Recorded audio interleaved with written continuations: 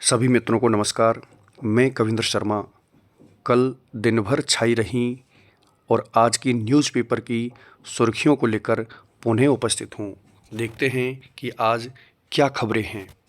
सबसे पहली खबर है, निजी स्कूलों को शिक्षा विभाग की दो टूक, शुल्क नहीं तो मान्यता खत्म। शिक्षा विभाग मांग रहा प्रत्येक विद्यार्थी का 20 रुपये शुल्क। तो दोस्तों, यहाँ ये खबर है कि शिक्षा विभाग ने इस बार जो अर्धवार्षिक परीक्षाएं हो रही हैं, उन परीक्षाओं का आयोजन समान परीक्षा के माध्यम से राज्य स्तर पर कराया जा रहा है और इसका टाइम टेबल भी जारी कर दिया गया है।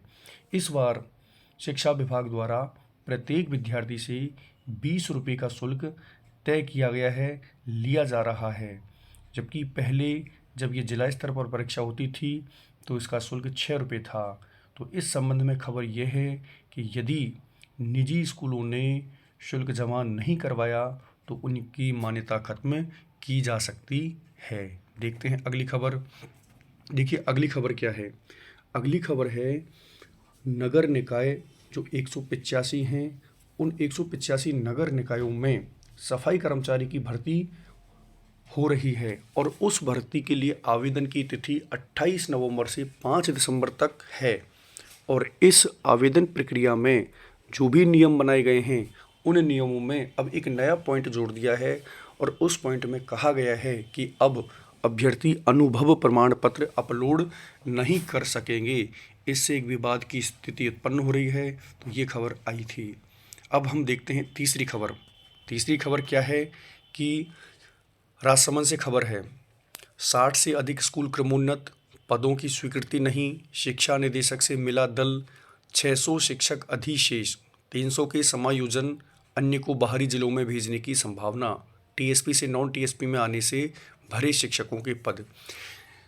यहाँ ये जानना ज़रूरी है कि समायोजन में आखिर समस्या क्या आ रही है। ये जो खबर है इसके आधार पर हम समझ सकते हैं कि उदाहरण दिया गया है राजसमंद जिले का। राजसमंद जिले में कुल मिलाकर जितने भी पद हैं, चाहे वो एलिमेंट्री में हों चाहे वो सेकेंडरी में हों, दोनों प्रकार के विद्यालयों में मात्र 300 पद खाली हैं, जबकि अधिशेष होने वाले शिक्षकों की संख्या 600 है। तो सीधा सा मतलब है कि 300 शिक्षकों के लिए पद हैं ही नहीं। ऐसी स्थिति में क्या उन्हें अन्य जिलों में भेजा जाएगा?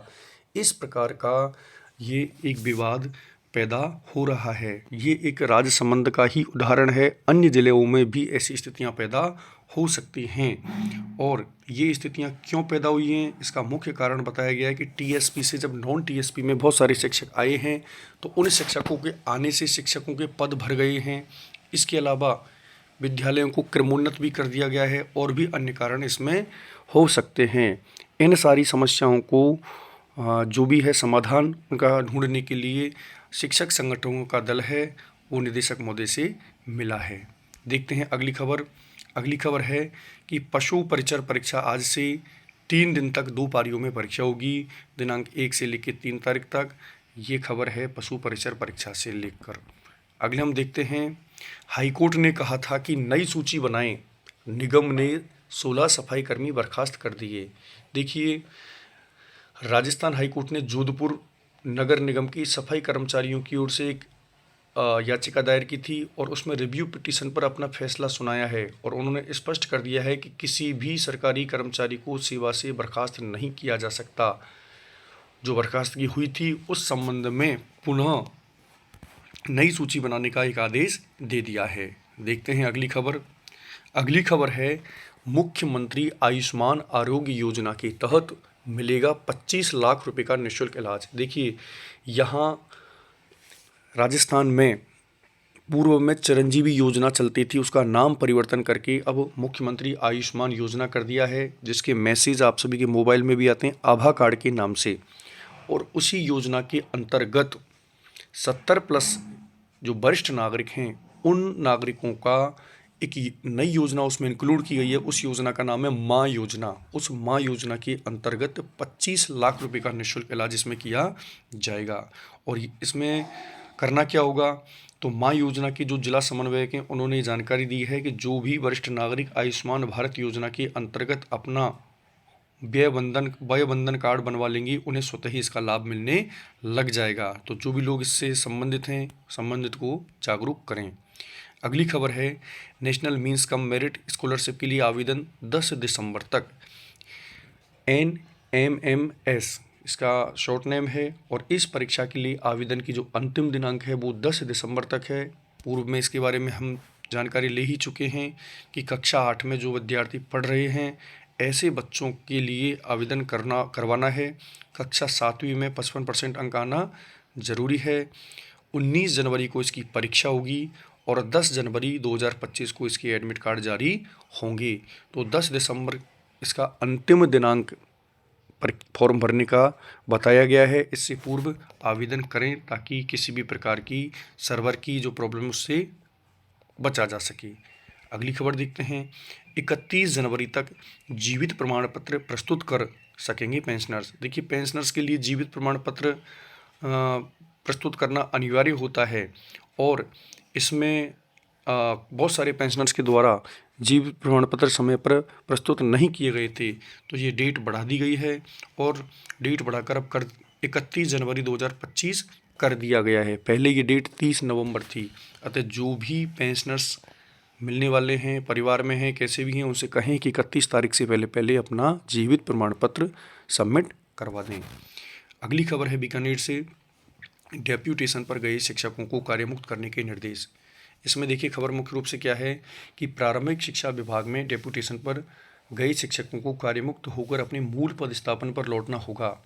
शिक्षा निदेशक श्री सीताराम जाट ने बताया कि सभी जिला शिक्षा अधिकारी को इस संबंध में निर्देश जारी कर 3 दिसंबर तक पालना रिपोर्ट मांगी है। शिक्षा विभाग में शिक्षकों को कार्य व्यवस्था, शिक्षण व्यवस्था के तहत मौखिक या अन्य आदेशों पर जो भी स्कूल है वहाँ भेज दिया जाता है। तो खबर यही है कि किसी भी प्रकार से कोई भी कार्मिक यदि डेपुटेशन पर लगा है तो उन्हें तत्काल कार्यमुक्त करने के पूर्व में जो आदेश जारी किए गए थे उन्हीं आदेशों की पालना में अब इन्हें पुनः कार्यमुक्त करना है। और यदि किसी भी प्रकार की इसमें समस्या क्या बताइए, अंत में कहा गया है कि बहुत सारे शिक्षक कलेक्ट्रेट में, चुनाव शाखा में, शिक्षा विभाग के कार्यालय में, निदेशालय में और विभिन्न स्थानों पर रसूख के बल पर जमे हुए हैं। तो ये खबर उन सभी के लिए है जो डेपुटेशन पर लगे हुए हैं।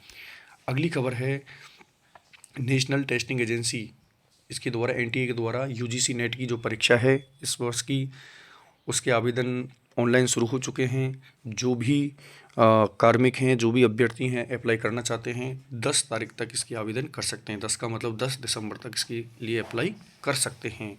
अगला है रिटर्न भरने की तिथि 15 तक बढ़ाई। केंद्रीय प्रत्यक्ष कर बोर्ड ये अलग होता है CBDT और इन्होंने वित्तीय वर्ष 2023-24 के लिए इनकम टैक्स रिटर्न फाइल करने की डेट 30 नवंबर से बढ़ाकर 15 दिसंबर कर दी है।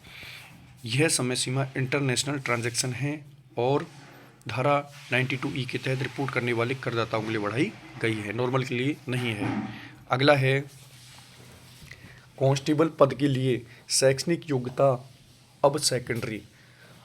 देखिए RAC और MBC कांस्टेबल पद पर जो शैक्षणिक योग्यता का जो बदलाव है वो कल की जो मीटिंग है उसमें कर दिया गया है। अब कैबिनेट ने मंजूरी इसके लिए दे दी है और इसके लिए जो सीनियर सेकेंडरी योग्यता कर दी गई है। इसी में अगली खबर है कि वरिष्ठ प्रयोगशाला सहायक की 25% सीधी भर्ती से होंगी, यानी 75% में पदोन्नति होगी और 25% जो पद हैं उसमें सीधी भर्ती की जाएगी, जिससे बेरोजगारों को काफ़ी लाभ होगा। अगली खबर देखते हैं भीलवाड़ा से। यथावत रहेंगे वरिष्ठ शिक्षक नियुक्ति, कार्मिकों की सीट सुरक्षित रहेगी। अधिशेष से रिलेटेड भी ये खबर है। समायोजन 6 तारीख तक हो रहा है। भीलवाड़ा जिले के सरकारी स्कूलों में अधिशेष शिक्षकों के समायोजन की प्रक्रिया जारी है। शिक्षकों व कर्मचारियों के समायोजन में पहले से नियुक्त कर्मचारियों की सीट सुरक्षित रहेगी, ऐसा इस खबर में कहा गया है। प्रदेश में कुल मिलाकर 35,794 शिक्षक हैं और भीलवाड़ा में करीबन 847 शिक्षकों की सूची तैयार की जा रही है। तो ये खबर भी अधिशेष से रिलेटेड है और इसमें आगे बताया गया है कि हिंदी माध्यम स्कूलों में एक पद पर ज़्यादा शिक्षक होने पर बाद में कार्य ग्रहण करने वाली अंग्रेजी स्कूलों में चयनित की नियुक्ति के बाद कार्यग्रहण करने से पहले मौजूद कार्मिक तथा अंग्रेजी माध्यम स्कूलों में कंप्यूटर या बेसिक कंप्यूटर अनुदेशक के कार्यग्रहण की वजह से पहले नियुक्त शिक्षक अधिशेष होंगे। देखिए, इंग्लिश मीडियम स्कूलों के लिए इन्होंने स्पष्ट किया है कि यदि कोई कार्मिक पहले से है तो उसे अधिशेष माना जाएगा। न्यायिक स्टे प्राप्त कर्मचारी हैं वो इसमें शामिल नहीं होंगे। तो ये काउंसलिंग, और इसमें लास्ट में ये भी कहा गया है कि काउंसलिंग से पदस्थापन का नियम नहीं है, अधिशेष को नज़दीकी स्कूल में ही लगाया जाएगा। इसकी वजह से शिक्षकों में पदस्थापन में गड़बड़ी की आशंका है। अगला है, पुरानी डायरियों के इस्तेमाल पर थी रोक, आधा शिक्षा सत्र बीता, अब शिक्षकों के लिए स्कूलों में पहुंची नई डायरियां। देखिए, ये खबर क्या है। खबर ये थी कि पूर्व में प्रत्येक शिक्षक को शिक्षक डायरी भरना अनिवार्य होता है, छात्र के लिए भी छात्र डायरी भरना अनिवार्य होता है। लेकिन पूर्व में क्या था, पूर्व में जो शिक्षक डायरियां थीं उनको भरने पर रोक लगा दी गई थी और कहा गया था कि उन डायरियों का इस्तेमाल नहीं किया जाए। कब तक नहीं किया जाए? जब तक नई डायरियां नहीं आ जाएं। लेकिन नई डायरियां अभी 2-3 दिन पहले ही आई हैं और अब तक आधा सत्र बीत चुका है। ऐसी स्थिति में पुरानी डायरियों में कुछ मेंशन किया नहीं गया था और पुराना जो भी कुछ है विवरण इसमें भरना अब मुश्किल होगा। तो इस पाबंदी से शिक्षक परेशान थे। डायरियां अभी मिली हैं और डायरियां अब मिलने से शिक्षकों को जो पुरानी जो भी गतिविधियां हैं उसको भरने में समस्याएं आ रही हैं, ऐसा इस खबर में बताया गया है। अगली खबर बीकानेर से है, ये भी अधिशेष से रिलेटेड है। शिक्षा विभाग ने अधिशेष शिक्षकों की समायोजन की तैयारी शुरू कर दी है। बीकानेर में लगभग 1900 सरप्लस शिक्षकों को बिना काउंसलिंग की पोस्टिंग दी जाएगी। तो ये खबर बीकानेर से थी। अगला है, ये लास्ट खबर है कि कल माननीय मुख्यमंत्री के द्वारा जो कैबिनेट की मीटिंग हुई थी, उस कैबिनेट की मीटिंग में संविदा सेवा नियमों में संशोधन की सिफारिश की थी, ऐसी खबर आई है। और उसमें ये बताया गया है कि Rajasthan contractual appointment to civil post rule 2022 में संशोधन को मंजूरी दी है। इसके तहत जो कार्मिक नियुक्त हैं उनको 1 जुलाई या 1 जनवरी को पारिश्रमिक वृद्धि का लाभ मिलेगा। प्रथम वार्षिक पारिश्रमिक वृद्धि 1 वर्ष से पहले ही मिल जाएगी। तो ये आज दिन भर की शैक्षिक और रोजगार समाचार थी। यदि आपको ये समाचार या खबरें अच्छी लगीं तो कृपया चैनल को सब्सक्राइब करें और बने रहिए चैनल के साथ। नमस्कार, धन्यवाद, जय हिंद। आप सभी का दिन शुभमय हो, मंगलमय हो।